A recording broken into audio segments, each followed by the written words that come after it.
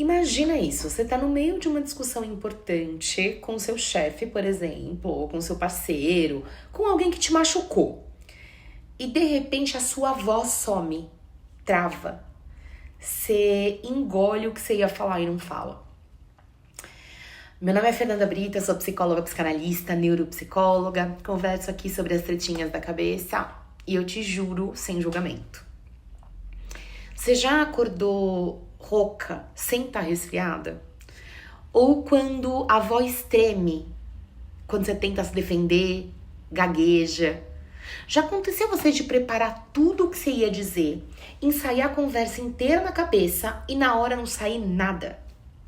Todo mundo acha que isso é só nervosismo ou falta de confiança, timidez.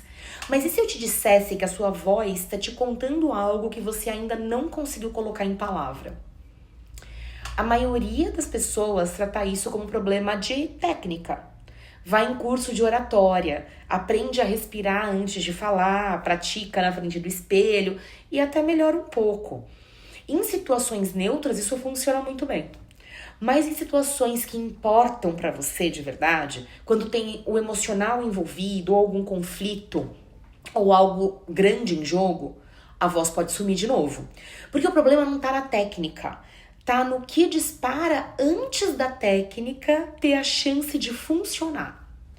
Ninguém pergunta por que a voz some exatamente naquele momento, com aquela pessoa, sobre aquele assunto específico. Porque isso não é coincidência e não é fraqueza.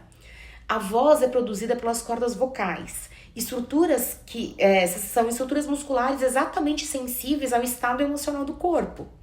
Quando você está sob estresse, o seu sistema nervoso entra em alerta. Os músculos eles vão tensionando, inclusive a sua laringe. A respiração ela fica mais curta e mais alta, então ela não sustenta. E aí a voz perde a força, treme ou some completamente.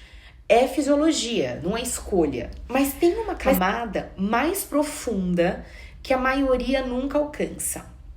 Na fonoaudiologia, a gente vê muito isso.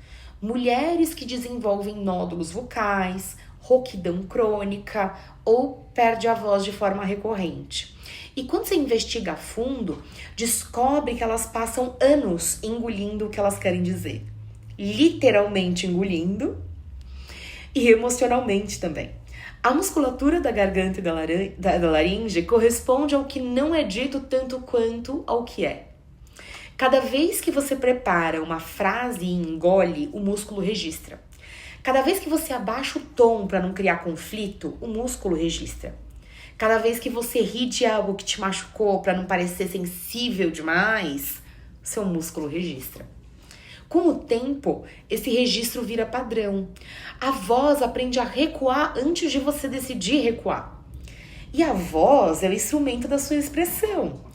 Quando você aprende desde cedo que não é seguro se expressar, que quando você fala demais tem consequência, ou que quando você discorda vai ter conflito, briga, o seu corpo ele aprende a suprimir esse instrumento antes que ele cause dano.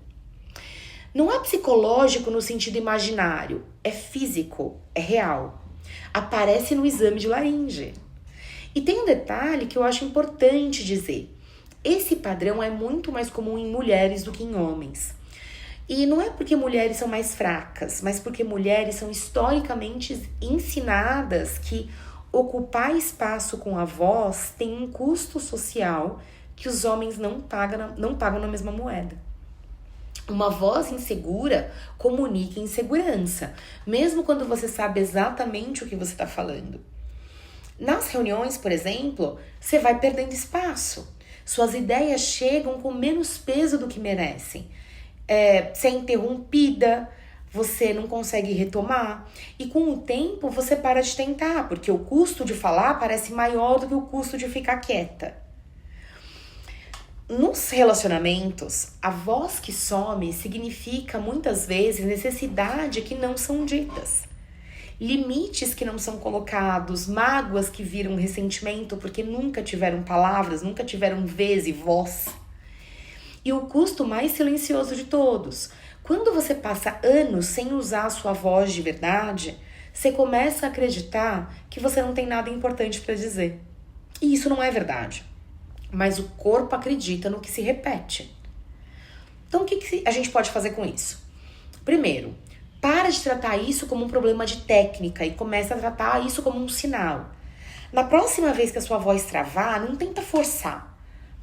Para um segundo e pergunta: com quem eu tô falando? Sobre o que eu ia falar? Por que isso é tão importante? O que me trava nesse assunto? Segundo, você pode trabalhar a respiração como forma de sinalizar segurança para o seu corpo. Não só como técnica de oratória. A respiração longa e profunda antes de situações de pressão avisa ao seu cérebro que não tem perigo, que é seguro falar, que é seguro estar ali. Outra coisa é entender que voz e emoção trabalham juntas e as duas precisam de profissionais adequados. A fonoaudiologia, que precisa da parte física, muscular, trabalha a técnica vocal, respiração, e a psicologia, que vai trabalhar o que está por trás de tudo isso, onde você aprendeu a ocupar os espaços, como que é se expressar, como é dizer não. Separadamente, isso trata, as especialidades elas tratam sintomas, juntas elas podem tratar a causa. E outra coisa, vamos pensar que a coragem, ela vem antes da ação. Se a sua voz some quando você mais precisa dela, não é nervosismo, não é falta de confiança. É o seu corpo protegendo você de algo que um dia foi perigoso. E esse protetor precisa aprender que agora tá tudo bem. Na Desenvolver a gente trabalha com fonoaudiologia, com psicologia. Elas trabalham juntas, em conjunto, para desenvolver melhor e devolver não só a sua voz, mas tudo o que você tem para dizer. Me conta aqui, tem alguma situação específica que a sua voz some? Com que frequência isso aparece? Com quem aparece mais? Eu sei, muita gente quer cuidar da sua vida, mas aqui a gente estudou para isso. O link tá na descrição. Procura a gente.